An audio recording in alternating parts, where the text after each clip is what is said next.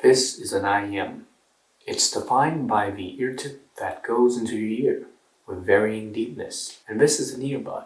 It rests on the outer part of your ear. Well then, what is this? A hybrid between an IEM and an earbud? Certainly not something you see every day. But does this design have any advantage, or is it just another gimmick? We'll answer this question in today's review of the Inair M360.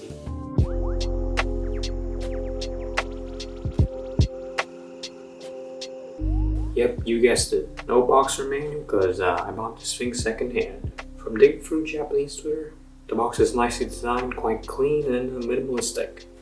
Accessories wise, Inair gives you these sort of little foamy caps, which are the equivalent of like earbud phones for the M360. They kind of look like pop filters for a microphone, to be honest. They rip pretty easily though, so be gentle with them. And then you get a shirt clip as well as this sort of neckband thingy. It's basically a silicone band. I genuinely don't know what you're supposed to do with this, so if you know what this is for, please explain in the comments because I have no idea. So this is the Inair M360. It's certainly not designed. With the bullet part, it's just your standard sort of matte aluminum tube. That looks premium, it's lightweight, and it's, quite petite. With Inair printed on the sides. This text will also serve as your left-right indicators, and if you don't see it when you wear it, that's basically the correct orientation. Now, an easier way to distinguish from left and right is to look at the mic control clump here. The right side contains the mic control clump, so use that as your left-right indicator. Now comes the weird part, the bulb. With a black outer grille and this sort of permanently installed ear tip, but not really an ear tip part. So the material on this, it kind of reminds me of the TPU tips, like the soft ears you see, the Moondrop spring tips, and the Asla Celestex. So there are essentially two ways to wear the M360. One is a standard in-ear fit, which demands from you the patience of a saint to finagle the fit to your ear. You're basically jamming this sort of plastic metal bowl with a silicone condom into your ear, so not the most comfortable fitting experience. The other wearing method is more painless, which is to fit the foam caps on and wear the M360 sort of like an earbud. But then you get a worse sound, which we'll get into in a bit, and it doesn't really grip your ears like normal earbuds, so it will also fall off a lot. The marketing for this says that if you wear it for a while, the discomfort kind of goes away. This is a cope. It doesn't go away, even after wearing for hours, and even with the deep fit, the bulb part, it just tends to slide out of your ears. Yeesh.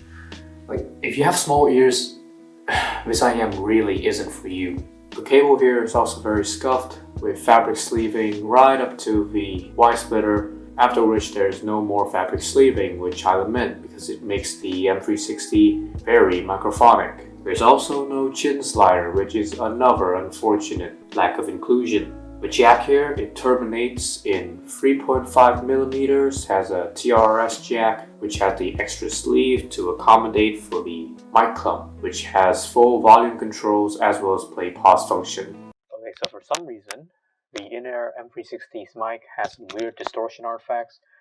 Maybe this used model has a limit mic or something.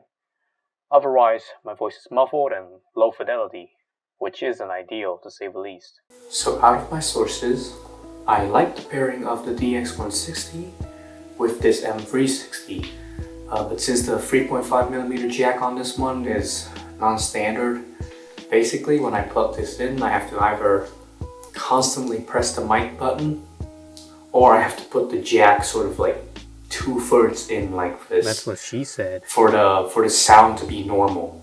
Otherwise, it'll have like this really weird hollow sound. So a little bit janky, but it works, right? So first, I will try the M360 without the foam caps and just insert the bulb deep into my ears. My God, the sound is unbelievable. Everything is so holographic and the soundstage is wider than your mom's. Is what I would like to say, but nope, it's pretty mid. So let me pull up this graph from Critical. So I noticed the drop of bass on one of the channels here on the graph, and probably because it's kind of hard enough to like fit this thing into your ear itself. So I really can't blame Critical for having trouble probably fitting this Inair M360 into the coupler. But the bass on this, it is nowhere as strong as the graph would portray. It hits with a kind of soft, slightly woolly texture.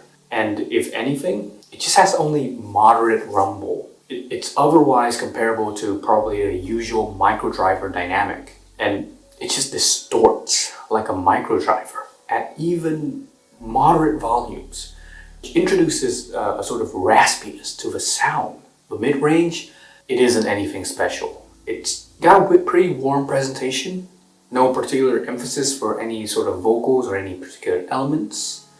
It's fine for such a distinct design, but I really hoped for more. The highs are okay. Decent clarity with good control on sibilance and sort of harshness. But again, it's nothing special. Technical ability is about at the level of the Moondrop Quarks. Maybe ever so slightly better, with okay separation, good macro detail, but poor micro detail portrayal. What I see most praise for this IEM, the soundstage, is a cope. Again, it's above average, but it's nothing to write home about. The imaging is weak to non-existent, and that's about it. Take what I said about the deep fit mode, subtract the bass, and that's the earbud mode of the M360. Oh, and it tends to fall off your ears. So yeah, if you buy the M360, you use the deep fit or you don't buy it at all. Well, I talked about the Quarks before, so let's see how it fares with the M360. For the build, I will give it to the M360 for using more aluminum than plastic in its construction. The accessories are a tie, because the M360 it throws in, the shirt clip and weird neck strap thingy, but the Quarks has the power of anime waifus and the pouch. Sound-wise, the Quarks are a bit darker sounding, with more bass than the M360. And its divisive mids with the 3 kHz peak is more of a different flavor to the M360's warm implementation than really an outright winner. Where the M360 pulls ahead is the treble, with some extra clarity over the Quarks. I'd still pick the Quarks though, due to it being cheaper, more available, and it doesn't have a wonky fit. Okay, now we'll just lump all the weirdos together and see how they fare. The M360 versus the final F3100. Build-wise, I give the edge to the final product because the cable isn't as raggedy feeling. The F3100 also wins handsomely in terms of accessories, offering a much wider, larger variety of items for you to use. Sound-wise, well, as much as I ragged on the performance of the Inair M360, it is ultimately an average IEM, whereas the F3100 is just kind of bad. You get better bass or extended highs on the M360 with overall better technicalities, save for a tie on the soundstage front. But still, for the M360 to brag about how it'll bring about 360 sound and such, and that its soundstage is no better than the F3100 it's pretty funny. If we purely just go off the sound of the Inair M360, it's perfectly average. You could do better, but you can also do worse. The thing is, Inair's earbud earphone hybrid design ended up not doing it any favors, whilst introducing a myriad of fitting issues that alienated both the IEM and earbud users' gap which they sought to bridge. I applaud Inair's effort to innovate, to do something different from the pack, but difference, for the sake of difference, it won't fly in the face of discerning ears and wallet-conscious consumers. Alright, and that is the end of yet another review. As always, I'll leave the links to the music I use and the links to my Patreon in the description. That's where, of course, you can donate to me, give me more funds to actually bring stuff in for review, keep the channel going and all that. I thank you all my patrons for the continued support. Hopefully this sort of shorter content and definitely a weird I am today with a bit of a different video format has given you, a bit more info on this. And of course, as always, like the video if you like it, subscribe if you want to see more of this kind of content. If you have any suggestions, any questions, by all means, please do participate in the comment section. And oh yeah, of course, when you subscribe, hit the bell button so that you get the videos to your feed and all that. But otherwise, I thank you for watching, and I hope to see you in the next video. This is Umarion, signing off.